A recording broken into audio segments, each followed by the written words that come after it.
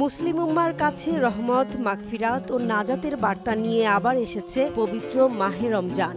দেশের আকাশে রমজান মাসের চাঁদ দেখা গেছে। আগামীকাল থেকে রোজা শুরু। আজ বাদ এশা দেশের সব মসজিদে তারাবি নামাজের মধ্য দিয়ে শুরু হয় রমজানের আনুষ্ঠানিকতা। ভোর রাতে সেহরি খেয়ে রোজা রাখা শুরু করবেন ধর্মপ্রাণ মুসলমান। এ নিয়ে শনিবার সন্ধ্যায় জাতীয় মসজিদ বায়তুল মোকাররমের ইসলামী ফাউন্ডেশন সভাকক্ষে বৈঠকে বসে জাতীয় চাঁদ দেখা কমিটি। বৈঠকের মধ্যেই দেশের বিভিন্ন জেলা থেকে খবর আসতে থাকে। পরে কমিটির সভাপতি ধর্ম উপদেষ্টা আফম খালিদ হোসেন জানান, রবিবার থেকে রোজা শুরু। পর্যালোচনা করে দেখা যায় যে বাংলাদেশের আকাশে পবিত্র রমজান মাসের চাঁদ দেখা গেছে।